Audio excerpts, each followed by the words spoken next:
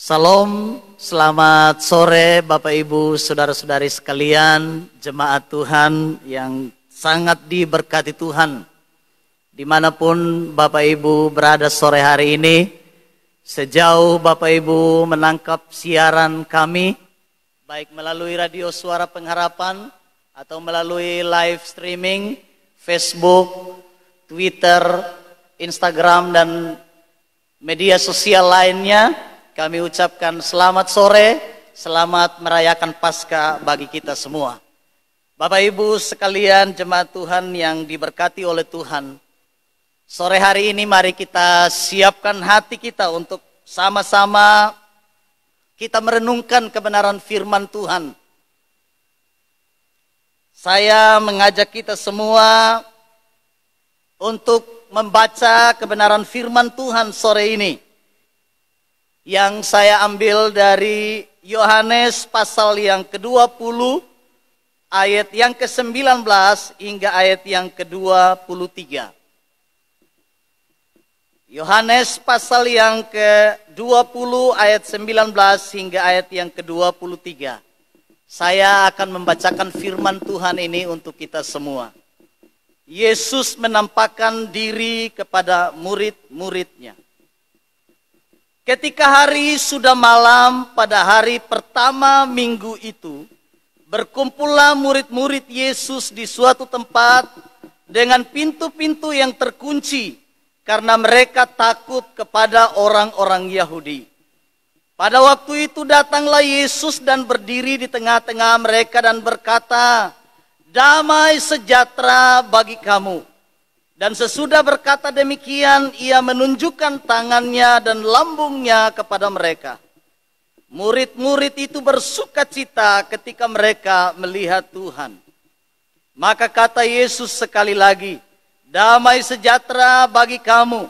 Sama seperti Bapa mengutus aku, demikian juga sekarang aku mengutus kamu."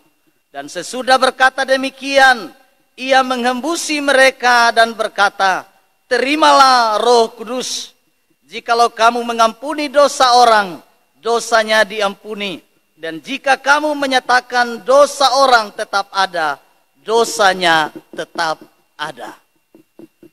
Amin buat pembacaan firman Tuhan ini. Bapak Ibu, saudara-saudari sekalian yang dikasihi oleh Tuhan, perayaan Paskah bukan perayaan biasa. Bagi saya dan saudara orang percaya, Paskah adalah sebuah peristiwa besar. Paskah berbicara sebuah kemenangan yang besar yang dikerjakan Tuhan bagi saya dan saudara. Itu sebabnya saya dan saudara boleh merayakan Paskah dengan sukacita yang besar. Karena hari ini adalah hari kemenangan kita semua. Hari ini adalah hari di mana saya dan saudara boleh melihat kasih Tuhan yang luar biasa dinyatakan bagi kita semua.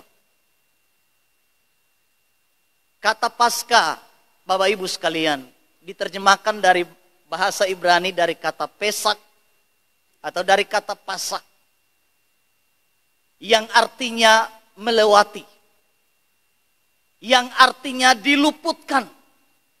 Jadi Paskah itu berbicara saya dan saudara diluputkan. Saya dan saudara dilewatkan dari kematian. Itu Paskah. Paskah pertama yang dirayakan oleh orang Yahudi. Dan kalau berbicara soal Paskah, dalam hubungannya dengan kekristenan, maka Paskah Yahudi merupakan sebuah tipologi Paskah Kristen yang digenapi oleh Yesus Kristus. Itu sebabnya Tuhan Yesus Kristus disebut sebagai anak domba Paskah. Bapak Ibu saudara sekalian yang dikasihi oleh Tuhan, tema khotbah pada sore hari ini yaitu sebuah tema sederhana, sukacita Paskah. Itu tema khotbah yang saya sampaikan pada kita sore hari ini. Sukacita Paskah. Narasi yang disampaikan oleh Rasul Yohanes kepada saya dan saudara sore hari ini, yang sudah kita bacakan tadi, menyampaikan kepada kita bahwa pada malam, pada hari pertama minggu itu, hari kebangkitan Tuhan Yesus, mereka semua berkumpul di satu tempat dengan pintu yang terkunci rapat. Yohanes mengatakan, karena mereka takut kepada orang-orang Yahudi. Mereka takut karena masih terus-menerus mendapatkan ancaman dari orang-orang Yahudi. Itu sebabnya mereka berkumpul di satu tempat yang terkunci. Mereka di situ berdoa, berkumpul, membicarakan sesuatu yang baru saja mereka alami, yang baru saja terjadi dalam kehidupan mereka. Bapak Ibu sekalian yang dikasihi oleh Tuhan, dan firman Tuhan berkata, di saat mereka sementara berkumpul dan pintu sementara terkunci, tiba-tiba Tuhan Yesus berdiri di tengah-tengah mereka. Tuhan hadir di tengah-tengah mereka dan berkata kepada mereka, damai sejahtera bagi kamu. Damai sejahtera bagi kamu. Bapak Ibu Saudara sekalian yang dikasihi oleh Tuhan. Ayat-ayat selanjutnya dikatakan, murid-murid itu bersukacita ketika mereka melihat Tuhan. Bapak Ibu Saudara sekalian yang dikasihi oleh Tuhan. Kenapa saya dan saudara harus bersukacita dalam perayaan Paskah ini? Hal yang pertama yang dapat saya sampaikan bagi kita semua, kita bersukacita karena kita mempunyai Allah yang hidup. Sekali lagi kita bersukacita karena saya dan saudara memiliki Allah yang hidup. Allah yang saya dan saudara sembah adalah Tuhan yang hidup. Tuhan yang bangkit dari kematian. Tuhan yang tidak bisa dikalahkan oleh maut. Tuhan yang berkuasa atas kematian. Tuhan yang berkuasa atas maut. Itu sebabnya saya dan saudara harus bersukacita dalam perayaan Paskah, karena kita menyembah Tuhan yang hidup. Dalam Yohanes 11 ayat 25 di sana dikatakan, akulah kebangkitan dan hidup. Barang siapa percaya kepadaku, ia tidak akan mati. Tuhan Yesus katakan, akulah kebangkitan dan hidup. Ini membuktikan bahwa ketika ia bangkit dari antara orang mati, perkataannya dibuktikan bahwa dia benar-benar kebangkitan itu sendiri. Dia benar-benar Allah yang hidup. Jadi kebangkitan Kristus memberitahukan kepada saya dan saudara bahwa apa yang dinubuatkan dalam perjanjian lama dan apa yang dikatakan oleh Tuhan Yesus sebelumnya kepada murid-muridnya, bahwa ia akan mati dan ia akan bangkit pada hari yang ketiga, semua dibuktikan. Tuhan saya dan saudara adalah Tuhan yang menggenapi apa yang dikatakannya, apa yang difirmankannya, ia genapi. Jadi saya dan saudara sebagai orang-orang Kristen, orang-orang percaya, kita harus bangga karena kita punya Tuhan yang hidup. Tuhan kita bukan Tuhan yang mati. Tuhan kita adalah Tuhan yang hidup. Tuhan yang tahu persoalan saya dan saudara. Tuhan yang mengerti pergumulan kita. Tuhan yang peduli dengan saya dan saudara. Itu sebabnya kita harus bangga punya Tuhan yang hebat dan luar biasa. Dia Allah yang hidup. Bapak Ibu Saudara sekalian yang dikasihi oleh Tuhan, itu hal yang pertama. Kenapa saya dan saudara harus bersukacita dalam perayaan Paskah? Kemudian hal yang kedua adalah kita bersukacita karena dia hadir dan melenyapkan ketakutan. Saya dan saudara harus bersukacita karena kehadirannya melenyapkan ketakutan. Di saat para murid sedang mengalami ketakutan dari orang-orang Yahudi, mereka sedang mengalami ancaman yang luar biasa. Di sini dikatakan, tiba-tiba Tuhan Yesus hadir di tengah-tengah mereka dan berkata kepada mereka, damai sejahtera bagi kamu. Ketakutan yang luar biasa itu diubahkan dalam sekejap mata. Ada sukacita besar yang terjadi. Ketakutan yang besar akibat ancaman orang Yahudi lenyap dalam seketika. Karena mereka menyaksikan Tuhan yang hidup yang sedang berdiri di tengah-tengah mereka. Kita melihat di sini Allah yang saya dan saudara sembah, Tuhan yang saya dan saudara sembah adalah Tuhan yang hidup, yang tidak dibatasi oleh ruang dan waktu. Pintu-pintu terkunci. Tidak ada orang yang bisa masuk. Namun perhatikan, Tuhan Yesus tiba-tiba berdiri di tengah-tengah mereka. Dalam posisi semua pintu-pintu terkunci. Ini menunjukkan bahwa Allah yang saya dan saudara sembah adalah Allah yang tidak dibatasi oleh ruang dan waktu. Dia hadir di saat murid-murid sementara mengalami ketakutan. Saya sungguh percaya kalau kita sedang berada dalam ketakutan sore hari ini, sedang berada dalam pergumulan, sedang berada di dalam penderitaan, percaya Dia hadir. Dia Allah yang peduli dengan saya dan saudara. Dia akan merubah ketakutan kita menjadi kepercayaan yang luar biasa. Bapak Ibu sekalian yang dikasihi oleh Tuhan, di tengah-tengah kehadirannya itu Tuhan Yesus berkata, damai sejahtera bagi kamu. Kata damai sejahtera ini Bapak Ibu sekalian diterjemahkan dari bahasa Yunani, dari kata Irene. Irene, damai sejahtera. Bukan hanya sekedar ucapan biasa, tapi kata Irene mengandung sebuah makna besar, di mana ada pemulihan hubungan terjadi di situ. Kata damai sejahtera menunjukkan ada pemulihan hubungan yang dibangun kembali. Hubungan yang retak selama ini dibangun kembali, dihubungkan kembali. Istilah Irene, damai sejahtera, memiliki makna besar bagi saya dan saudara. Manusia yang terpisah dengan Allah, manusia yang hubungannya telah rusak, dengan kebangkitan Kristus, hubungan itu diperbaiki kembali. Irene, damai sejahtera. Hubungan itu diperbaiki kembali. Hubungan itu dibangun kembali. Sehingga ada hubungan antara Allah dengan manusia. Manusia dengan manusia. Ada hubungan yang baik. Tidak lagi dirusak oleh dosa. Tidak lagi dirusak oleh kematian. Tidak lagi dirusak oleh maut. Tetapi hubungan itu telah dipulihkan.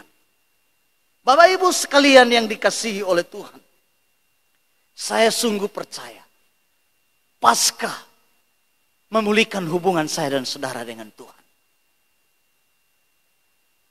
Orang-orang yang jauh didekatkan, orang-orang yang jatuh diangkat kembali, orang-orang yang berdosa diampuni, hubungan diperbaiki.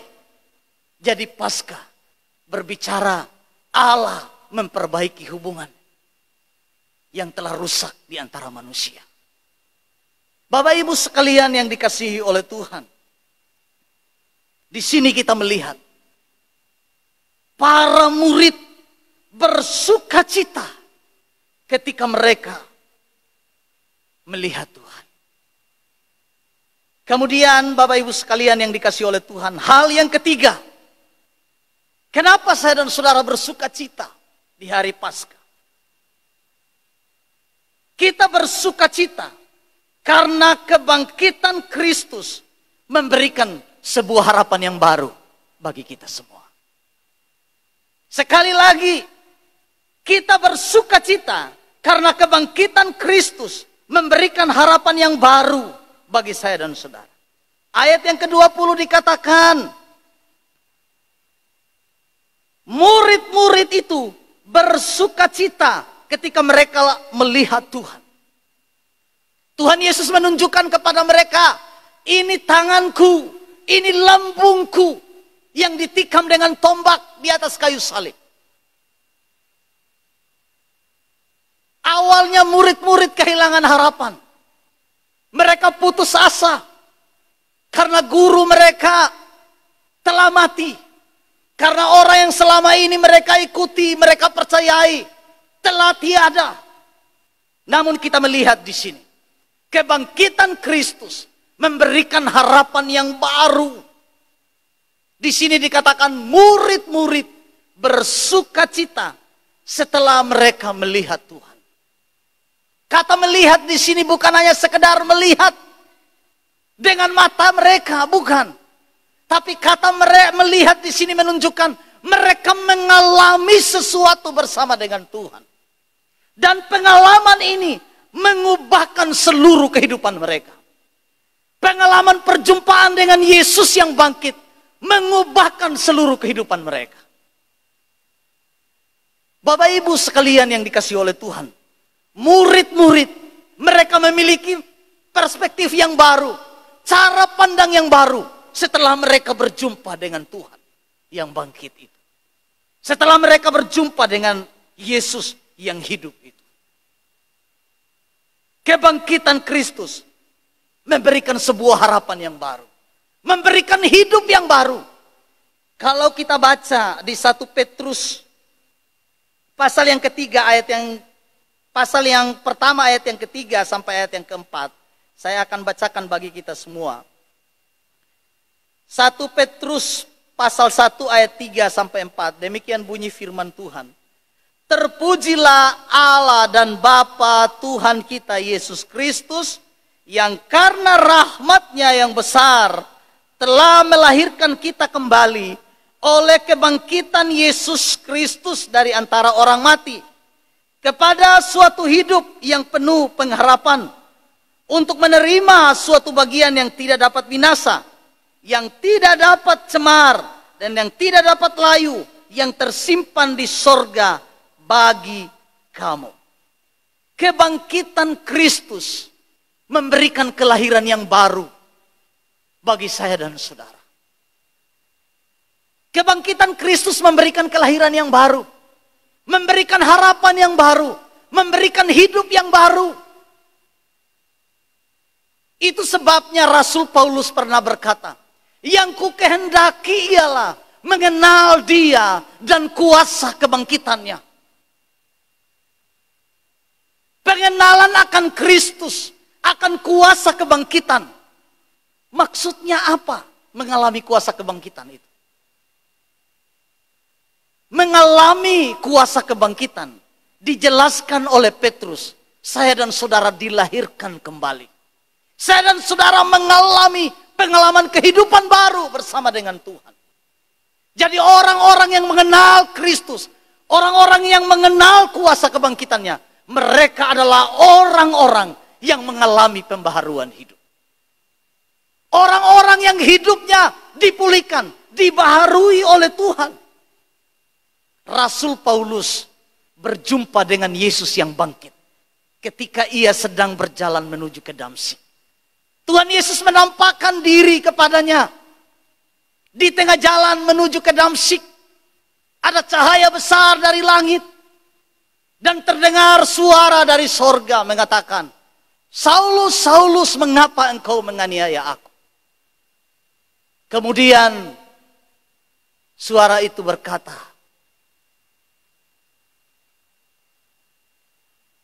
dia berkata, akulah Yesus yang kau aniaya itu. Paulus bertanya, siapa engkau? Siapa engkau Tuhan? Suara itu berkata, aku Yesus yang engkau aniaya. Aku Yesus yang bangkit yang engkau aniaya. Dan perjumpaan dengan Yesus yang bangkit ini mengubahkan seluruh hidup Paulus. Perjumpaan dengan Yesus mengubahkan Paulus. Itu sebabnya di dalam Filipi 3 ayat 10 dia katakan, yang ku kehendaki ialah mengenal Dia dan kuasa kebangkitannya. Kuasa kebangkitan adalah kuasa hidup baru. Kuasa yang memperbaharui kehidupan saya dan saudara. Bapak ibu saudara sekalian yang dikasihi oleh Tuhan. Kalau kita kembali membaca kisah penciptaan, saya teringat di dalam Kejadian yang pertama dikatakan, berfirmanlah Tuhan, jadilah terang. Hari pertama Allah menjadikan terang. Allah menjadikan terang. Dunia yang pertama, dunia yang kacau balau. Dikatakan oleh firman Tuhan, dunia yang kacau balau. Kalau dalam bahasa Ibrani, dunia yang tohu wabohu. Yang gelap gulita, yang kacau balau, tohu wabohu. Tetapi pada hari pertama dikatakan, Tuhan menciptakan terang dengan firman-Nya. Berfirmanlah Tuhan, jadilah terang. Lalu terang itu jadi. Bapak ibu sekalian yang dikasihi oleh Tuhan. Hari pertama adalah sebuah permulaan penciptaan yang baru. Sebuah permulaan ciptaan. Kalau saya dan saudara hubungkan dengan peristiwa kebangkitan Kristus yang bangkit pada hari pertama minggu itu. Ini menunjukkan kepada pasca Kristen menciptakan sebuah kehidupan yang baru. Saya dan saudara diciptakan menjadi manusia yang baru melalui kebangkitan Kristus. Itu sebabnya Bapak Ibu sekalian, hari pertama minggu itu menjelang menyingsingnya fajar. Kalau kita baca, pagi-pagi benar Tuhan Yesus bangkit. Ini menunjukkan kepada apa? Kepada sebuah harapan baru dari kebangkitan. Menjelang menyingsingnya fajar, pagi-pagi benar Yesus bangkit. Memberikan sebuah harapan yang baru, sebuah kehidupan yang baru. Sebuah permulaan kehidupan yang baru bersama dengan Kristus. Jadi kehidupan saya dan saudara benar-benar diubahkan setelah kita berjumpa dengan Yesus yang bangkit. Dan yang terakhir Bapak Ibu sekalian, kenapa saya dan saudara harus bersuka cita? Dikatakan karena kebangkitan Kristus menjadi jaminan kebangkitan orang-orang percaya. Kebangkitan Kristus menjadi jaminan kebangkitan saya dan saudara.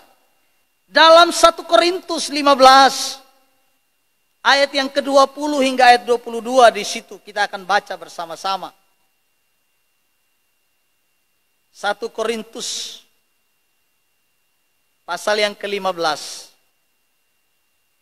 Kita akan membacakannya. Ayat yang ke-20. Tetapi yang benar ialah bahwa Kristus telah dibangkitkan dari antara orang mati sebagai yang sulung dari orang-orang yang telah meninggal. Sebab sama seperti maut datang karena satu manusia, demikian juga kebangkitan orang mati datang karena satu orang. Karena sama seperti semua orang mati dalam persekutuan dengan Adam, demikian pula semua orang akan dihidupkan kembali dalam persekutuan dengan Kristus.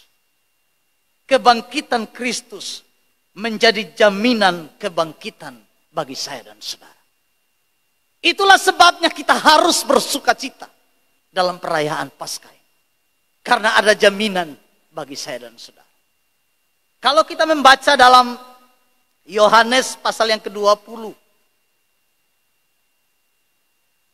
Ayat yang ke-21 dikatakan, maka Yesus sekali lagi, kata Yesus sekali lagi, damai sejahtera bagi kamu.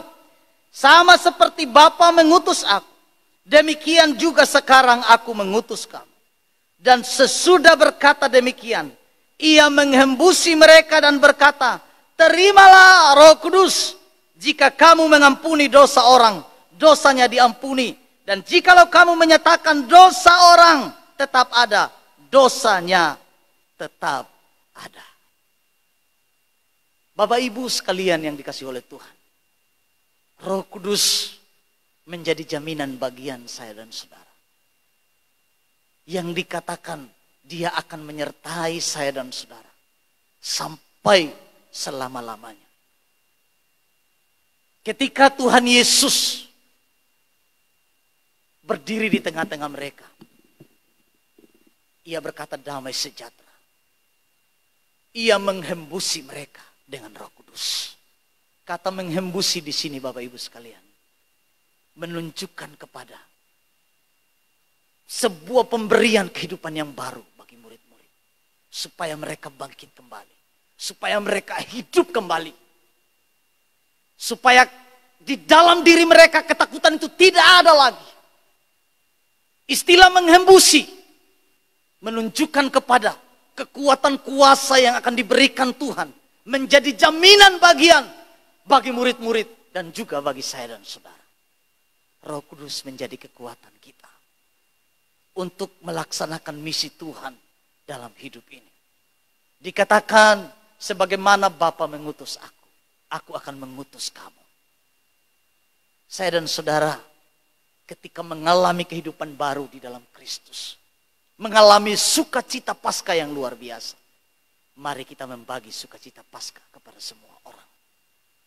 Saya dan saudara dipanggil dan diutus untuk membagikan sukacita Paskah.